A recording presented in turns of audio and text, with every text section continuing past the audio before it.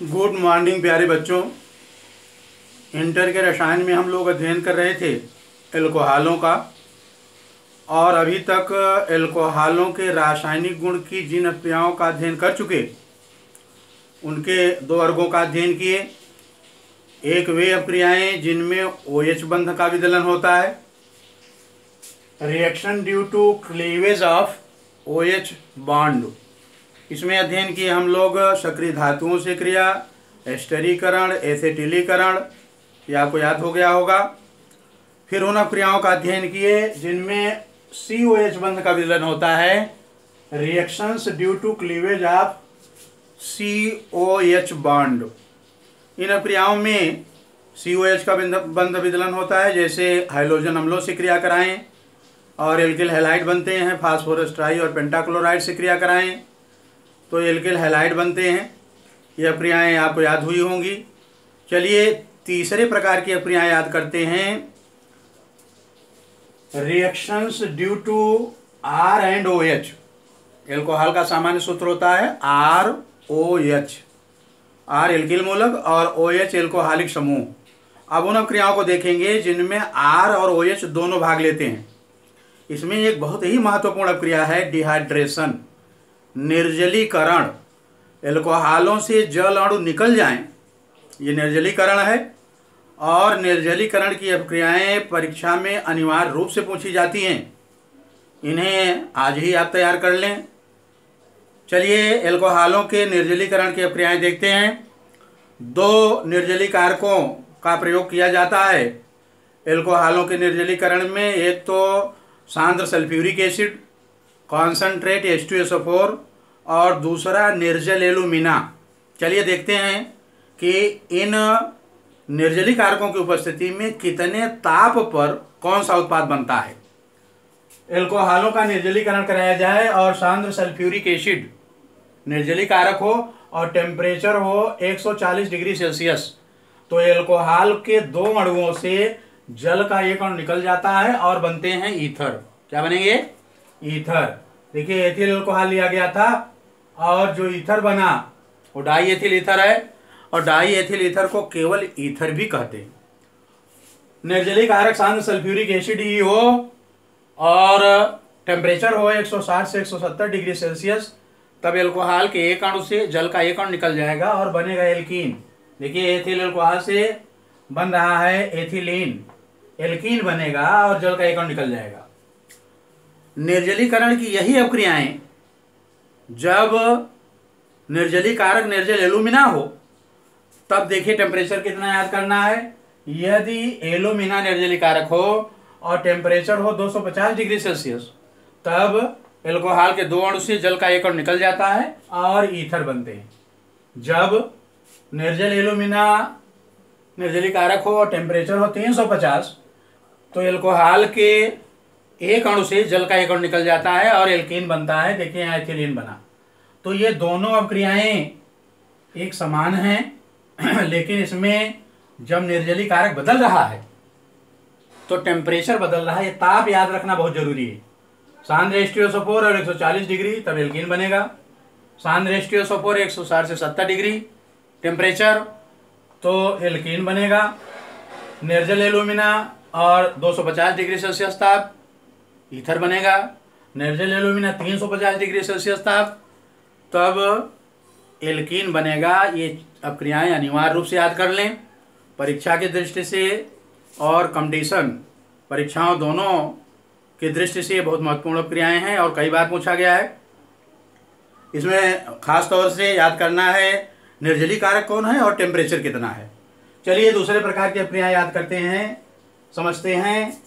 Dehydrogenation, विहाइड्रोजनीकरण, dehydrogenation, विहाइड्रोजनीकरण। विहाइड्रोजनीकरण उन अभिक्रियाओं को कहते हैं जिनसे हाइड्रोजन निकल जाता है। अभी हम आपको बताएं कि जब जल निकल जाएगा तो निर्जलीकरण, जब हाइड्रोजन निकलेगा तो विहाइड्रोजनीकरण।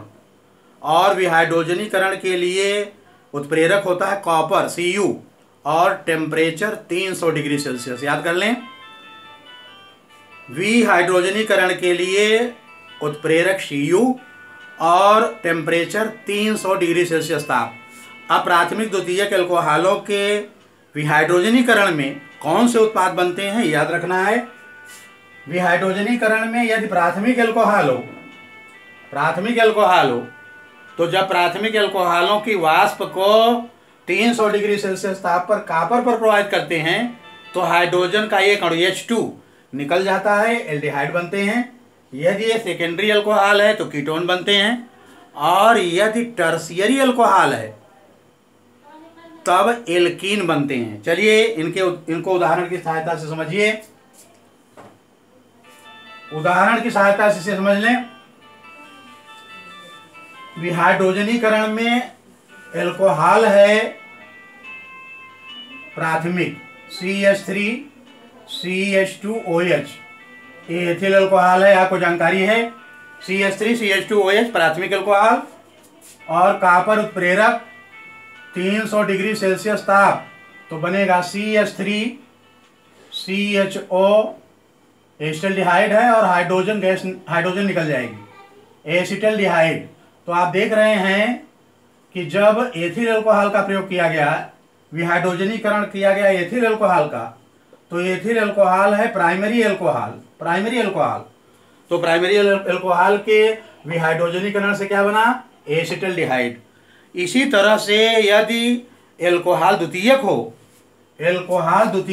तो कीटोन बनते हैं। देख लीजिए, आइसोप्रोपिल एल्कोहल होता है CH3 ट्वाइस CHOH, ये सेकेंडरी एल्कोहल है, और इसका विहाइड्रोजनीकरण हो और विहाइड्रोजनीकरण के लिए उत्प्रेरक कॉपर, ताप 300 डिग्री सेल्सियस तो बनेगा CH3 CO और H2। तो ये देख रहे हैं एसीटोन है, एसीटोन, और एसीटोन क्या है, कीटोन। तो जब प्राइमरी एल्कोहल रहेगा विहाइड्रोजनीकरण कराएंगे तो बनेगा एल्डिहाइड, जब सेकेंडरी एल्कोहल रहेगा विहाइड्रोजनीकरण कराएंगे तो बनेगा कीटोन। और यदि टर्शियरी एल्कोहल है तो देख लीजिए तब एल्कीन बनेगा, CH3 COH। इसे आप समझ गए होंगे, ये टर्शियरी ब्यूटिल एल्कोहल है, टर्शियरी ब्यूटिल एल्कोहल। और टर्शियरी ब्यूटिल एल्कोहल का निर्जलीकरण कराएं तो बनेगा alkene, CH3 CH द्विबंध CH2 plus H2। तो देख रहे हैं ये एल्कीन है, एल्कीन। तो एक बार फिर याद करिए, डिहाइड्रेशन में जल का अणु एल्कोहलों से निकलता है। दो तरह के निर्जली कारकों में सांद्र सल्फ्यूरिक एसिड हो, निर्जली कारक, टेम्परेचर हो 140 ईथर बनेगा, टेम्परेचर हो 160 से 170 एल्कीन बनेगा। और यदि निर्जली कारक है एलुमिना, निर्जल एलुमिना, और टेम्परेचर है 250 तो बनेगा ईथर, टेम्परेचर हो 350 तो बनेगा एल्कीन। डिहाइड्रोजनेशन में, विहैलोजनीकरण में आप जान पाए कि इसके लिए उत्प्रेरक कॉपर है और टेम्परेचर होता है 300 डिग्री सेल्सियस। प्राथमिक एल्कोहलों के विहाइड्रोजनीकरण में एल्डिहाइड बनते हैं, सेकेंडरी एल्कोहलों के विहाइड्रोजनीकरण में कीटोन बनते हैं, और टर्शियरी एल्कोहलों के विहाइड्रोजनीकरण में एल्कीन बनते हैं। इसका PDF नोट्स भेज देंगे, इसको तैयार कर लीजिए। आज यहीं तक, आगे फिर चर्चा होगी। धन्यवाद।